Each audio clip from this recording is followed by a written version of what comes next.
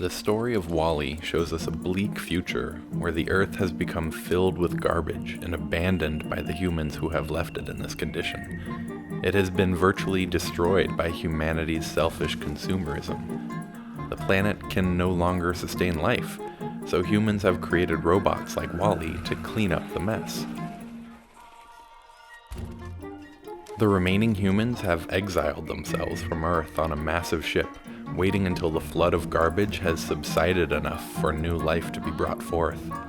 These people are the perfect example of how humanity can lose sight of the purpose they have been created for, according to the Bible.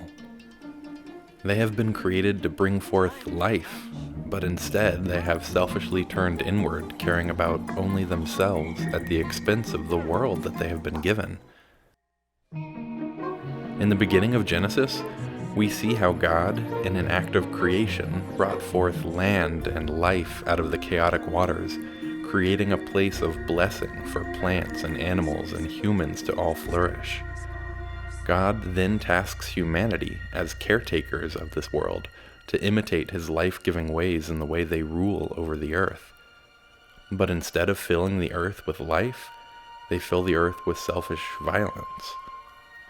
So God, in an act of decreation, brings the chaotic waters back upon the earth, but he preserves one family and keeps them safe in a ship to wait until the flood subsides. The waters will recede, and God will bring forth land and life from these chaotic waters once again, a new creation.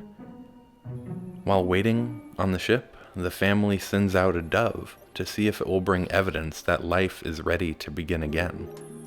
When it does, this family is again tasked with taking care of the world. It is a new start for people who had gone so far astray. This is a story of caution as to what happens when humanity falls far from the way of God, but it also contains God's promise that he will never give up on humanity. We see that he wants to guide them into living a flourishing life the way they were created.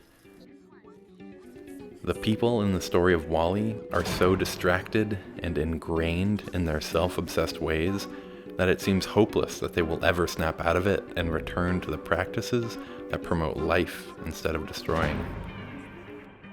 And there has been a force working to keep them distracted and focused on the wrong things. It tempts them to not see others and to only care about themselves.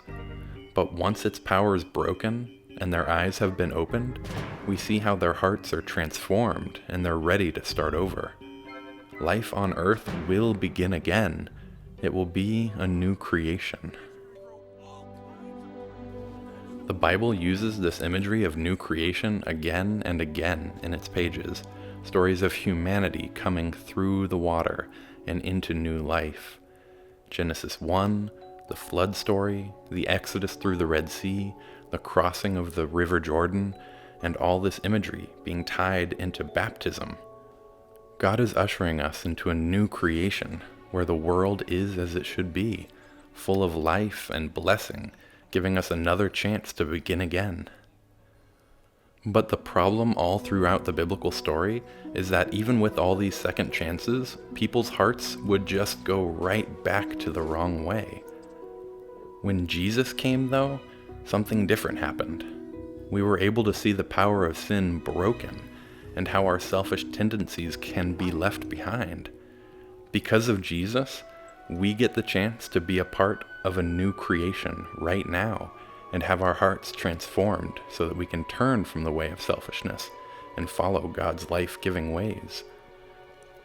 We get the chance to be an image of the new creation that is to come, where God will bring us through death into new life right here on earth, where everything has been made right, where the cycle is broken and our hearts will forever be aligned with God and the way that gives life.